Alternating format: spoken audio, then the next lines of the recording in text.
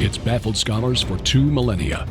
It is a puzzle made of multi-dimensional elements, an enigma with roots that reach back to the dawning of time, perhaps before. Daniel explained part of it. Ezekiel and Isaiah had glimpses into it. John saw it all for the time of the end. That time is now. Join Derek and Sharon Gilbert on a journey that spans the course of history, from Eden to Mount Hermon, from Hermon to Babel, from Babel to Rome, from Rome to the cross, and from there to us. Biblical prophecy is coming true before your eyes, and to understand it, you must discern the times both then and now. It's time to unravel the threads of this all-encompassing prophetic paradox. It's time to unravel Revelation. Welcome to Unraveling Revelation. I'm Derek Gilbert. I'm Sharon Gilbert, and we only have these clothes. This is all we're ever going to wear again. No, actually, we've decided to record 3 programs today in a little studio that's going to become my study. Yeah, you know, by the time you're watching this, we may be very close to actually moving into the barn. It's September already. Yeah. We're recording this in August, but I know that this is going to play in September, so we'll say that. Yes.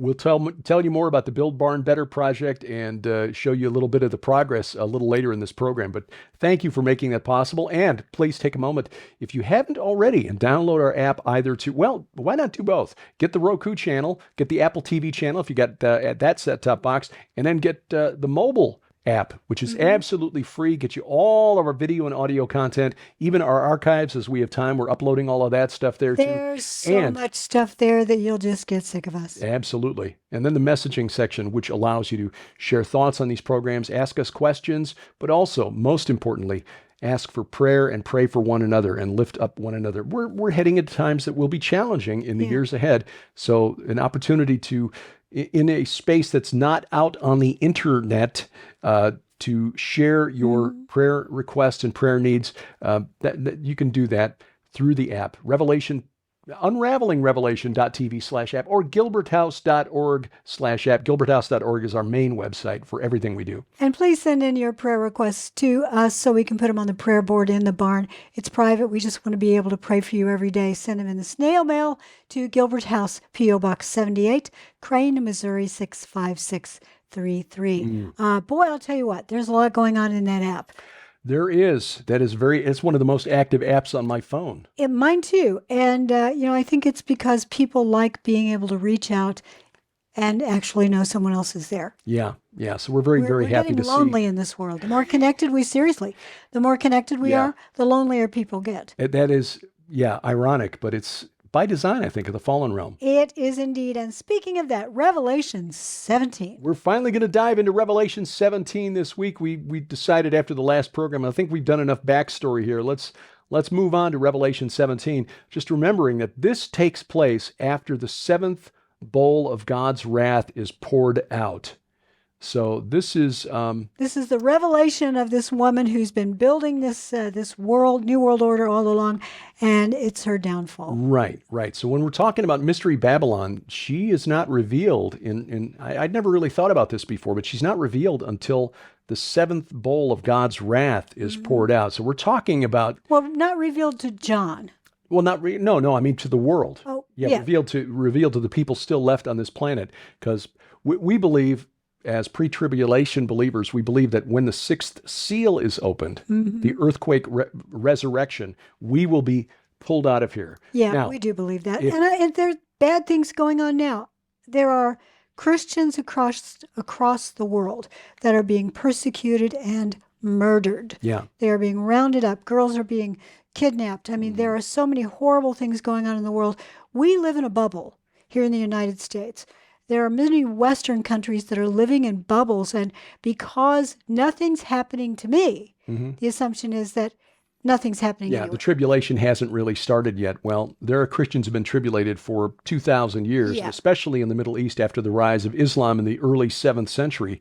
That part of the world, a lot of Christians have been tribulated over the last 1,400 years. But it's going to be worldwide. Right. Those people who don't play ball with Inanna and Nabu and the whole gang of the New World Order, they will be ostracized and hunted down, possibly. So, that is coming. Right. So, and by the way, if the church is still here through the tribulation, and we understand there are many Christians who disagree with the idea of the pre-tribulation rapture, God bless you. We love you anyway. We're not going to disfellowship over this particular No. argument. The enemy, the fallen realm, the capital E enemy, the principalities and powers and cosmic rulers over this present dark, they're outside the camp. Let's focus on them rather than arguing points of theology other than the basics, like, yes, Jesus' bodily resurrection from the dead, his virgin birth, his sinless life, and so forth. There are certain 100% points. human, 100% deity. Right. He Those is are the new non-negotiable. Adam. Those are non-negotiable.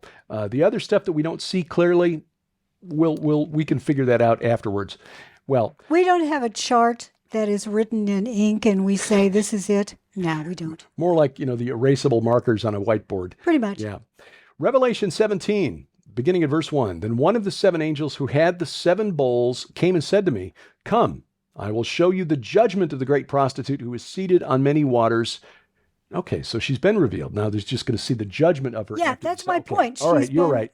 You're She's right. been here all along. The world has realized that there is this great way to buy and sell hmm that makes it easy. And I think that those who take the mark are going to believe that they're happy. Right. It will be a false sense of security and love Right. for one another. It will, because, hey, we get to do whatever we want. Yeah. Hey, look, nobody can steal my card. It's implanted implanted into my hand or my forehead, and I just get scanned. It's great. I don't even have to stop at the checkout. I just walk out of the store with my stuff. We see it happening today. Oh, yeah. The ideology that is being forced upon children is going to program many of them. Yep. And that's why we need to snatch them back now. We need to recover them. We need to pull them out because it's a cult.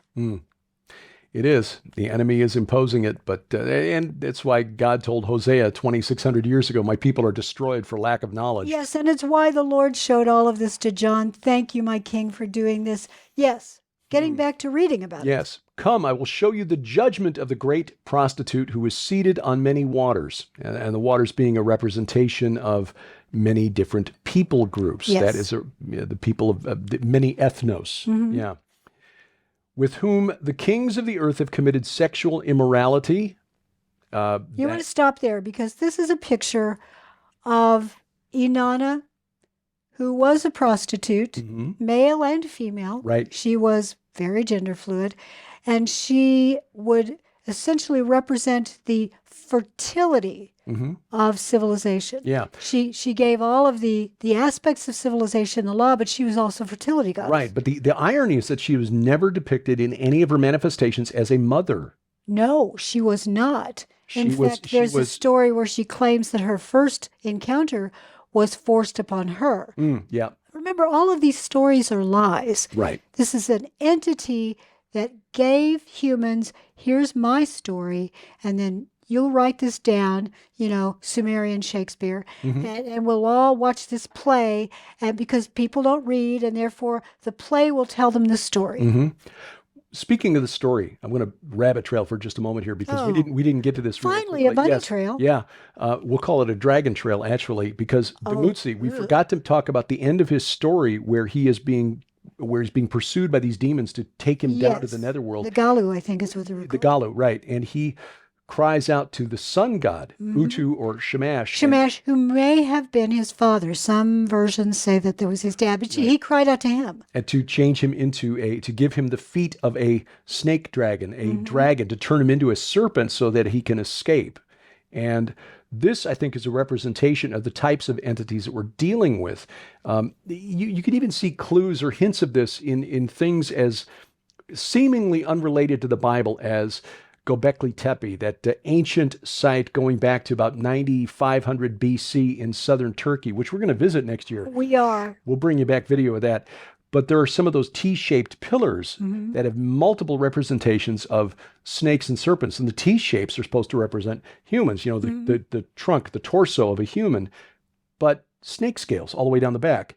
So what is that about? Well, in the garden, the Nakash, the serpent, is a term in the Bible, in the Old Testament, the Hebrew word nakash, usually translated serpent, but sometimes it's used interchangeably with the word seraph, the root word behind seraphim.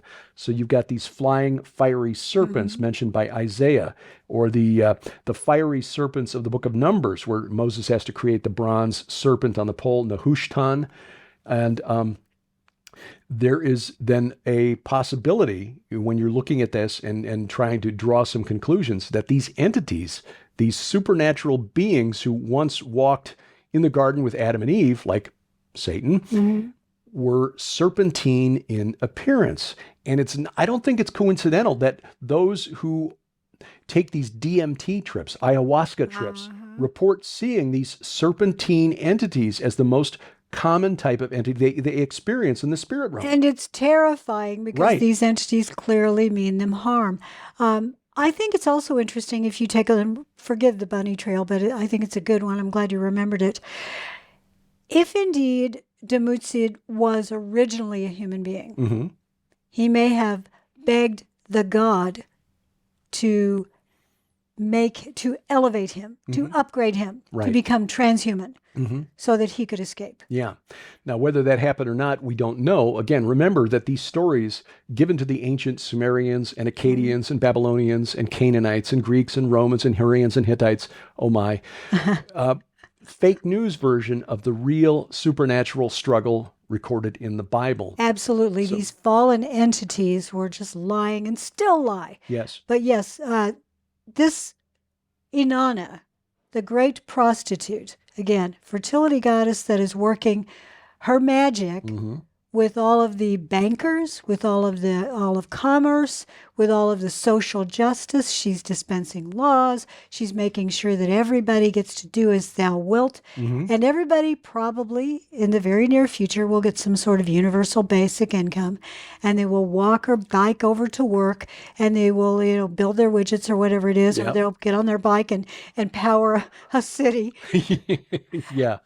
And they will be content for a while. Yeah, you will own nothing and you'll be happy, says the World Economic Forum. We're not built that way. There's something within us that cannot be happy doing this. So I think that taking that chip may be the last free will choice ever made. Bearing in mind that, according to Scripture, that it's taking the mark and worshiping the beast. Right. That basically is the unforgivable sin. That is I'm so glad you said that, because that is so important. We get questions all the time at conferences, via email. If I'm unconscious, if my child is in an accident and it comes down to where the doctor says, I need to put this in him or her in order to maintain medication or somehow to connect so I can monitor him or her, or down the road, it's a disease preventing or a cure for. No, you have to take it knowingly. It's a free will choice. Agreeing to worship the beast. Right. If you're in a coma and they put something in you that turns out to be the mark, but you did not agree to it, God will not condemn you for that. So do not fear. It's a free will choice. But that is what's meant here by sexual immorality. I mean, yes, the sexual immorality of of ancient Inanna, as manifest today by our so-called progressive ideas about gender, really regressive, pre-Sinai ideas. That is part of it, but sexual immorality is often used to describe spiritual immorality. Yes. Being unfaithful to Yahweh, which is why the prophet Hosea was told to marry a prostitute to symbolize the spiritual infidelity of Israel and Judah. Oh yeah. What's so ironic to me regarding, if you think of the picture of Inanna as the false body, the false Christ, the false bride, who is a prostitute, not a pure bride waiting for her husband. And then Dumuzi as the bad shepherd. Then her behavior is even worse, because she is doing all of these things with the world, but at the same time, she is, if this is the picture, she is waiting for the return of her groom, her bridegroom. Guess what? he's on his way and she won't like him No. because he's going to strip her of everything she's got. So let's keep reading. Well, let's take a break, and we'll come back. We'll get to the relationship perhaps between this entity, the great prostitute, and the entity on which she rides, the beast, when Unraveling Revelation continues. Everyone learns differently, and that's why we write fiction. It is. I find that some people love to read nonfiction, but there's something about fiction that psychologists say breaks that fourth wall. You no longer doubt what you're reading. You get so engrossed in the story that you learn. You can learn propaganda or you can learn God's truth. Absolutely. So, yes, we write nonfiction books, but we are also using the gift of storytelling to try to teach spiritual warfare and spiritual truths. And during the months of August and September, we're offering all 10 of our novels at 20% off. All 10 at 20% off? That's crazy. That's right. That is really, really a good deal. And now's the time if you want to buy gifts for birthdays or Christmas or whatever gift-giving season it is. It could even be Mother's Day next year. This is the time to save 20% on all of our fiction. And Derek's fiction is really, really good if you've never read it. And Sharon's Red Wing Saga, 8 novels so far. She's hard at work on number 9. If you want to get engrossed in characters who are really grappling with the supernatural and trying to make sense of that world while teaching the divine counsel concepts that we try to communicate here, get involved in the Red Wing Saga. Again, all 8 of those novels, plus my 2 novels, The God Conspiracy and Iron Dragons, 20% off now only at our online store. That's gilberthouse.org/store. Welcome back to Unraveling Revelation. I'm Derek Gilbert. I am Sharon Gilbert, and we would want to really quickly thank everybody who's helped out with Build Barn Better. It is allowing us to finish out the entire barn, and as you're watching this, most or all of it is done, and we will give you pictures of it as the progress goes. Also, we want to encourage you to go with us to Israel, because once you see the locations we're talking about, the Valley of the Shadow of Death, and you get the location, the real location of the crucifixion and the burial, it will change your life. You see ground zero in this long supernatural war. You see the place where he will return, the Mount of Olives. And when you're looking from the Mount of Olives across the Kidron Valley, it's like, oh, the Eastern Gate is right there. Oh, yeah. And if we go on the Temple Mount next spring, which we've done twice now, we'll show you that Eastern Gate up close. Yeah, it is remarkable. It is life-changing. The Sea of Galilee, spiritually very, very significant. Oh, so much more than you know. Oh, yeah. So find out more online, and you can reserve a place through the website, gilbertsinisrael.com. That takes you to the Lipkin Tours website, gilbertsinisrael.com. Our special guest next year, Timothy Alberino. Yeah, he's a modern-day Indiana Jones. Isn't he? He truly is. So he'll be joining us. This is his first trip to Israel, so he'll be seeing it with fresh eyes as well. But this will be a rolling tour throughout the Holy Land, gilbertsinisrael.com. So good. Yes, indeed. Now, back to... Yeah, I think we did half a program just on 17 verse 1. Revelation 17 verse 2. Let me go back up again. Come, I will show you the judgment of the great prostitute who is seated on many waters, supported by many nations, with whom the kings of the earth have committed sexual immorality, and with the wine of whose sexual immorality the dwellers on earth have become drunk. Okay, so this is a false communion. Yes. Oh, good. Yeah. I like that. Yeah, she's got this cup of wine, and it is a false communion. Right. Just the way our shepherd in Psalm 23 demonstrates the idea of an eternal communion when our cup runneth over. And he does this in the Valley of the Shadow of Death. Oh, yeah. And she gives you tainted wine.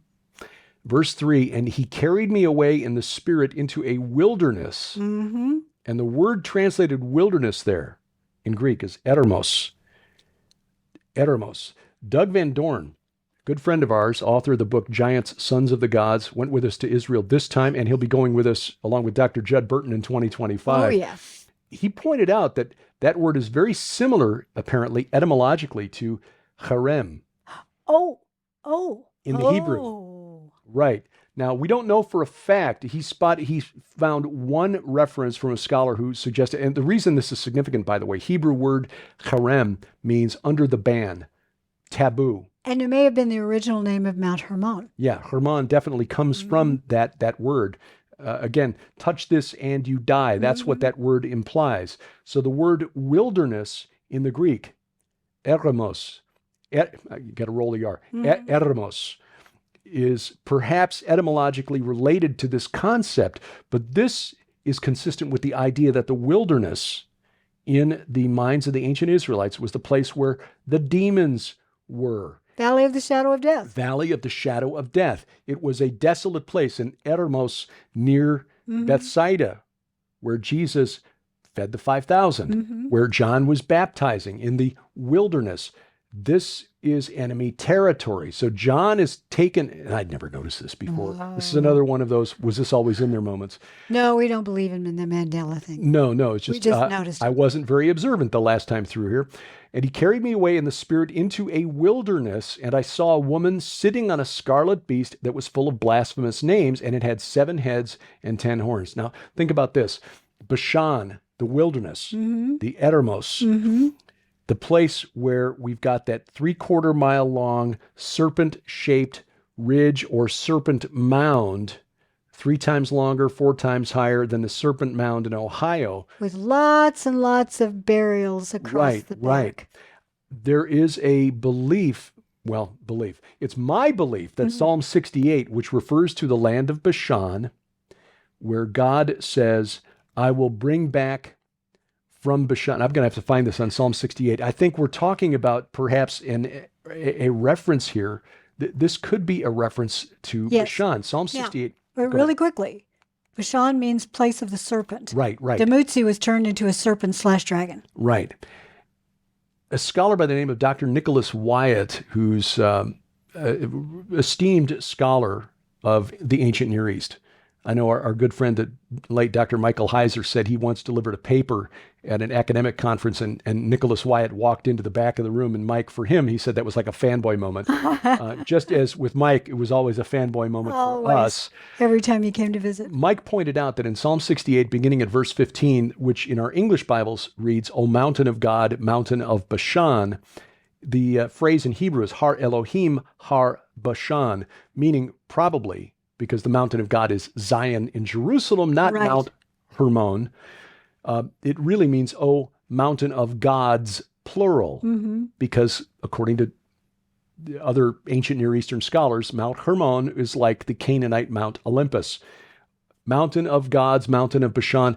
Then in verse 22, the Lord said, I will bring them back from Bashan. This is describing a supernatural conflict between God and these fallen entities. He's described as his chariots, twice 10,000, thousands upon thousands, leading a host of captives in his train.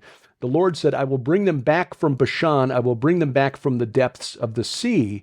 But Dr. Wyatt said the better translation really, because it's a difficult verse, from Bashan, I shall bring back from the depths Yam.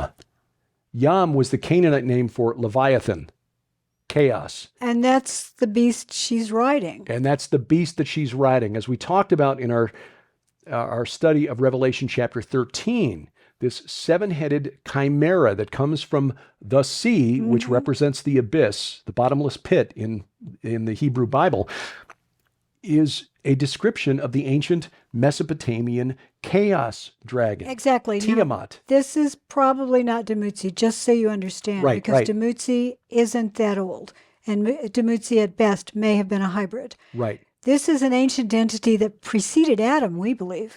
Yes, and as we read in Revelation 13, this entity is wearing diadems, which are crowns of royalty, as opposed to the Stephanos, the crowns of victory, which is what are worn by the 4 horsemen of the apocalypse, not crowns of royalty. It's like, and Satan, the red dragon of Revelation 12, also wears diadems. Revelation 19, the rider on the white horse, the Messiah, Jesus, has many diadems, way more than either Satan or the beast. Yes. But it would appear to separate them from the 4 horsemen of the apocalypse. They're of a lower class. They are not royalty. They're wearing the crowns of victors. But this, I think, is really interesting. Taken into a wilderness where the woman is sitting. Bashan. Yes, where a woman is sitting on a scarlet beast full of blasphemous names. It had 7 heads and 10 horns. You know, what's really interesting to me, and again, we're not trying to naturalize this because that serpentine shape in Bashan represents an old, very old religion, an occult religion. The idea that blasphemous names, name theology gets into the idea of going to one of these dolmens or one of these sites where you can call the name of the ancient god or ancestor that you want to commune with. It's that serpentine shape is full of these cairns where they would go and call the name of the person revered at that particular, summon them from the spirit realm. So it's covered in possibly kings, and ancient deities or ancestors that they might revere. And what's really fascinating is that Dr. Michael Freakman, who we got to spend the day with there on that site back in March, told us that in his excavations of some of those burial cairns, those dolmens covered with tumuli, it was a big pile of rocks around the dolmen, that when he sectioned them, basically cut away a section to see how they were constructed, they were constructed the same way as Gilgal Rephaim and the similar sites like it, like Herbet Beteha. There's another one called Site 133 on the Golan Heights. We're going to try to get to concentric rings of stone around the central core, which again was an artificial mountain connected to an artificial netherworld. And bearing in mind that in Sumerian and in Hebrew, in fact, there is a connection between the word for mountain or earth and the word for netherworld, as above, so below sort of thing. What's really fascinating is that the land of Bashan, Bathan in the Ugaritic tongue, land of the serpent, was also the name, the cognate in Akkadian is Bashmu, which was the name of the chaos dragon, the 7-headed chaos dragon that had to be subdued by a warrior god. For the Akkadians, it was Ninurta. But again, this is a fake news version of God subduing chaos, Leviathan. It is. And this is where you cue Godzilla. And we will start with the explanation of Godzilla entering here, not literally, but figuratively, because that's what children are being programmed with. To love the rise of the beast that is the Titan that conquers all. Yes, and for the Greeks, this equivalent entity to Bashmu, Tiamat, Yam, Leviathan was called Typhon. And his name, by the way, comes from the mountain Saphon, where Baal's palace was located, the palace of Satan. Exactly. Yeah. The uttermost north. Yeah. Saphon. All of this connects together. It's not coincidental, but the Titans are being rebranded, and we'll talk about that next week on Unraveling Revelation. Unraveling Revelation is a viewer-supported outreach of Gilbert House Ministries. Follow us online at unravelingrevelation.tv and gilberthouse.org. That's where you'll find our weekly Bible study, the Gilbert House Fellowship. We'd love to hear from you. Contact us through our websites or drop us a line at P.O. Box 78, Crane, Missouri 65633.